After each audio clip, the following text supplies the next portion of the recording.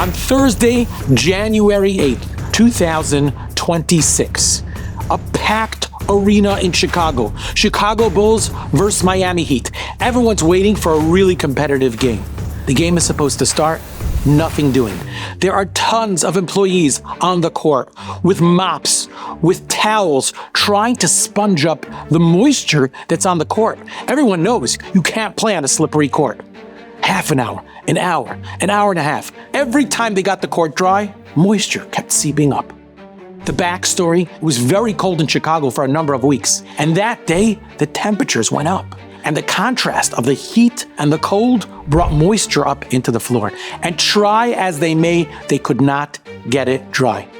And finally, they cancel the game, and they send the 22,000 disappointed fans home. But the truth is, that's what most people think happened that day. But the Rabbi and those that know that it was a totally different story.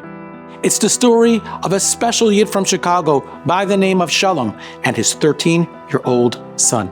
You see, a friend of theirs a few weeks earlier offered them amazing tickets to that very game. But as the days got closer, Shlomo started thinking to himself, do we belong at a basketball game? There's challenges of Kedusha, of Shmir Sinai, the Jumbotron, the court. What are we going to do during those challenges? We'll look down and learn Mishnais. And on Thursday morning, the day of the game, he wakes up not feeling great, and he says, you know what? We are not going to this game. He calls the fellow that gave him the tickets. He says, I'm so sorry, I'm not up to it. We're not going to the game. He picks his son up from yeshiva, who's fully expecting to go with his father to the game. And he says to his son, sorry, Tzadik, we're not going to the game. And his son was disappointed. He explained it to his son. The two of them instead spent some daddy-son time. About an hour or two later, his son turns to him and he says to him, Abba, I'm telling you, we were not supposed to be there. I don't know what's going to happen, but the fact that we didn't go, HaKadosh Baruch Hu orchestrated that we shouldn't be there. Something's going to go down at that game.